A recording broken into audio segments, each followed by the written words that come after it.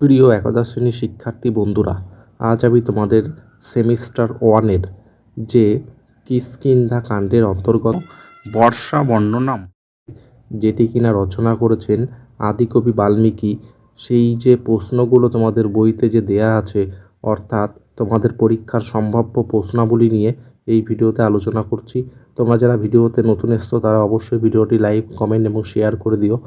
তাহলে দেখো, প্রথম নাম্বার অর্থাৎ 1 নাম্বার কোশ্চেন, বর্ষ বর্ণনাম পাঠ্যাংশটির উৎস কী? উত্তর হলো রামায়ণাম অর্থাৎ রামায়ণ। 2 নাম্বার প্রশ্ন, বর্ষ বর্ণনাম পাঠ্যাংশটির রচয়িতা কে?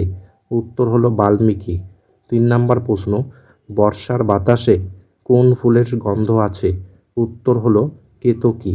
তারপর দেখো 4 নাম্বার প্রশ্ন, বর্ষ বর্ণনাম কাব্যাংশে কে বর্ষার বর্ণনা করেছেন? উত্তর হলো রামচন্দ্র। তারপর দেখো 5 নাম্বার প্রশ্ন, নভ প্রকীর্ণাম্বুধরং বিভাতি, এখানে অম্বুধর শব্দের অর্থ কী? উত্তর হলো মেঘ।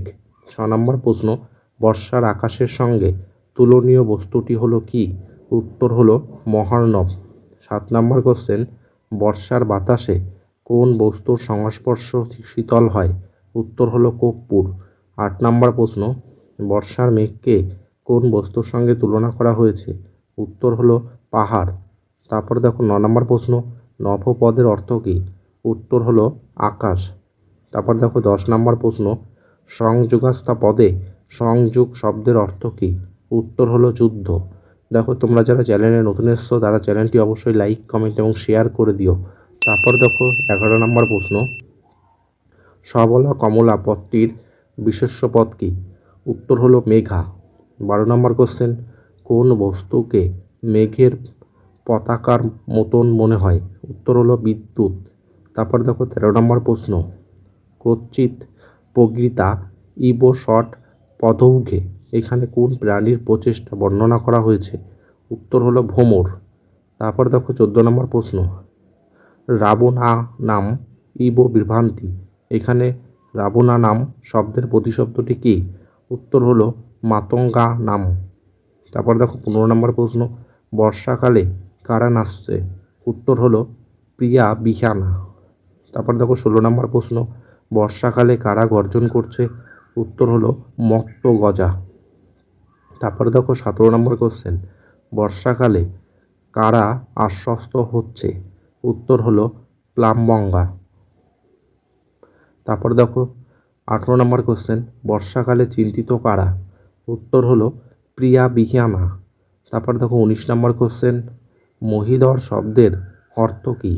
উত্তর হলো পাহাড়। তারপর দেখো 20 নম্বর কোশ্চেন, জল ভরা মেঘেরা চলতে চলতে কোথায় বিশ্রাম নেয়? উত্তর হলো পাহাড়ের চূড়ায়। তোমাদের যাদের এই পিডিএফটি দরকার হবে তারা অবশ্যই আমাদের সঙ্গে যোগাযোগ করবে। এবার দেখো 21 নম্বর কোশ্চেন, মেঘের কোন প্রতিশব্দের মধ্যে একটি পাখির নাম ধরা আছে? উত্তর হলো বলাকি।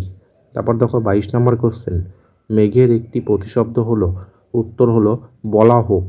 দেখো 23 নম্বর কোশ্চেন, বায়ো দাকা পাইতো সাদ্যনালী, এখানে সাদ্দল শব্দের অর্থ কী? উত্তর হলো গিরি নদী। তারপর দেখো 24 নম্বর কোশ্চেন, বর্ষাকালে কোন প্রাণী নিত্যোৎসবে প্রবৃদ্ধ হয়? উত্তর হলো ময়ূর। তারপর দেখো 25 নম্বর কোশ্চেন, বর্ষার বনভূমি কখন বেশি শোভা পায়? উত্তর হলো বিকালে। তারপর দেখো 26 নম্বর কোশ্চেন, বর্ষার সঙ্গীতে কার ধ্বনি মৃদঙ্গের মতো? উত্তর হলো মেঘ। তারপর দেখো 27 নম্বর কোশ্চেন, বর্ষার সঙ্গীতে কোন প্রাণীর কণ্ঠতাল মিশ্রিত থাকে? উত্তর হলো ব্যাঙ। তারপর দেখো 28 নম্বর কোশ্চেন, ভ্রমরের সঙ্গে কোন বাদ্যযন্ত্রের একাত্মভাব কল্পনা করা হয়েছে? উত্তর হলো তন্ত্রী। তারপর দেখো 29 নম্বর কোশ্চেন, রাজা দশরথ কোথাকার রাজা ছিলেন? উত্তর হলো অযোধ্যা। 30 নম্বর প্রশ্ন, কইকেয়ী রাজা দশরথের কাছে রামের যত বছর বনবাস চাইলেন? উত্তর হবে 14 বছর। 31 নম্বর প্রশ্ন, বর্ষার অপরূপ শোভা দর্শন করার অনুরোধ জানানো হয়েছে কাকে? উত্তর হলো লক্ষ্মণকে। 32 নম্বর প্রশ্ন, মেঘেরা জল ভারে ক্লান্ত হয়ে কোথায় বিশ্রাম নিচ্ছে? উত্তর হলো পাহাড়ের চূড়ায়। এরপর দেখো ফিল ইন দ্য ব্ল্যাঙ্কস টাইপের কিছু কোশ্চেন আছে। 1 নম্বর কোশ্চেন, কিচ্ছিৎ প্রণীতা ইব, উত্তর হবে ষট পদৌঘে। 2 নম্বর কোশ্চেন, কিচ্ছিৎ প্রণীত চিত্তা ইব, উত্তর হবে নীলকণ্ঠে। 3 নম্বর কোশ্চেন, কিঞ্চিৎ প্রমত্তা ইব, উত্তর হবে রাবণেন্দ্র। তারপরে দেখো 4 নম্বর কোশ্চেন, ড্যাশের মতো শীতল আর ড্যাশের গন্ধে সুরভিত বাতাস বইছে, উত্তর হবে কর্পূরের মতন শীতল আর কেতকীর গন্ধে সুরভিত বাতাস বইছে। তারপর দেখো 5 নম্বর কোশ্চেন, রামায়ণ গ্রন্থটিতে ড্যাশটি কাণ্ড রয়েছে, উত্তর হবে 7টি কাণ্ড রয়েছে। তোমরা যারা চ্যানেলে নতুন এসছো তারা চ্যানেলটি অবশ্যই লাইক, কমেন্ট এবং শেয়ার করে দিও। আর যারা আগের ভিডিও দেখোনি তারা অবশ্যই ভিডিও ডেসক্রিপশন লিঙ্কে গিয়ে ক্লিক করে অবশ্যই দেখে নিও।